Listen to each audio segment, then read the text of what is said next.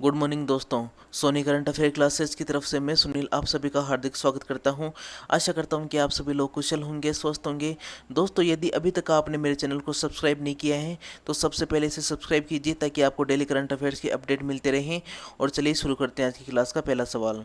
दोस्तों, ease of living index के अनुसार भारत के किस शहर को सबसे अधिक रहने योग्य बताया गया है? तो दोस्तों, यह है बेंगलोर, जिसे हाल ही में ईज ऑफ लिविंग इंडेक्स के अनुसार भारत का सबसे अधिक रहने योग्य शहर बताया गया है। चलिए दोस्तों, बढ़ते हैं अपने अगले। दोस्तों, अब देखते हैं आज का दूसरा सवाल। दोस्तों, हाल ही में Green Tech Leading Director Award 2021 किसे मिला है?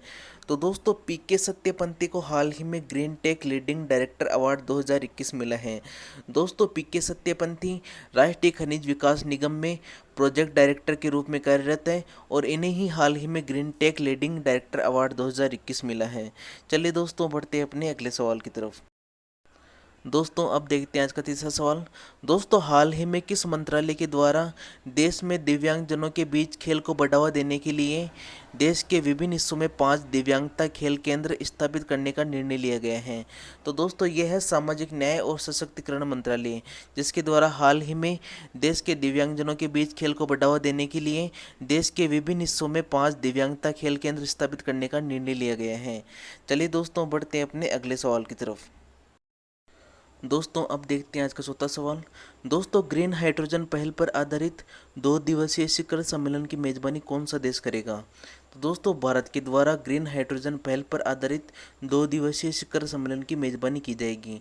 दोस्तों, ये शिखर सम्मेलन 22 व 23 जून को आयोजित किया जाएगा और भारत इसमें ब्रिक्स देशों के साथ शामिल होगा। चलिए दोस्तों, बढ़ते हैं अपने अगले सवाल की तरफ। दोस्तों, देखते हैं आज का पांचवा सवाल। दोस्तों, किस जहाज को फ्लीट अवार्ड फंक्शन 2021 में सर्वश्रेष्ठ जहाज चुना गया है? तो दोस्तों, भारतीय नौसेना के जहाज आईएनएस सह्याद्री को हाल ही में फ्लीट अवार्ड फंक्शन 2021 में सर्वश्रेष्ठ जहाज के रूप में चुना गया है। चलिए दोस्तों, बढ़ते हैं अपने अगले सवाल की तरफ।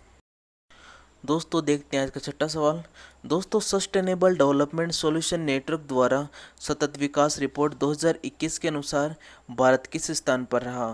तो दोस्तों, 165 देशों की सूची में भारत 120वें स्थान पर रहा और फिनलैंड पहले स्थान पर रहा। चलिए दोस्तों, बढ़ते हैं अपने अगले सवाल की तरफ।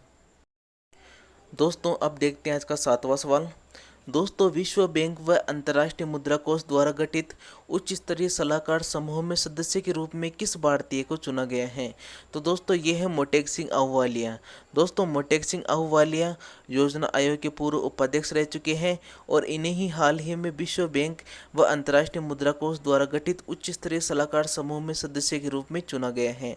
दोस्तों, इस सलाहकार समूह का गठन कोविड महामारी व जलवायु परिवर्तन से होने वाले संकट पर चर्चा करने के लिए किया गया है।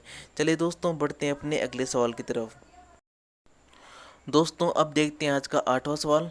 दोस्तों, Beyond Here and Other Poems पुस्तक के लेखक कौन है? तो दोस्तों, इस पुस्तक के लेखक है विष्णुपद सेठी। दोस्तों, इस पुस्तक का विमोचन उड़ीसा के मुख्यमंत्री श्री नवीन पटनायक के द्वारा किया गया है। चलिए दोस्तों, बढ़ते हैं अपने अगले सवाल की तरफ। दोस्तों, अब देखते हैं आज का 9वां सवाल। द नटमेग्स कर्स पुस्तक के लेखक कौन है? तो दोस्तों, ज्ञानपीठ पुरस्कार से सम्मानित व प्रसिद्ध लेखक अमिताभ घोष के द्वारा द नटमेग्स कर्स पुस्तक लिखी गई है। चलिए दोस्तों, बढ़ते हैं अपने अगले सवाल की तरफ। दोस्तों, अब देखते हैं आज का अंतिम सवाल। दोस्तों, गूगल पे ने किस बैंक के साथ मिलकर टोकनाइजेशन कार्ड लॉन्च किया है? तो दोस्तों, यह है स्टेट बैंक ऑफ इंडिया, जिसके साथ मिलकर गूगल पे ने टोकनाइजेशन कार्ड लॉन्च किया है। चलिए दोस्तों, इसी अंतिम प्रश्न के साथ आपसे विदा लेता हूं। आशा करता हूं कि आपको आज की क्लास अच्छी लगी होगी। दोस्तों, इस क्लास के संबंध में अपने विचार कमेंट बॉक्स में ज़रूर लिखिए। मिलते हैं अगली क्लास के साथ, तब तक के लिए राम राम।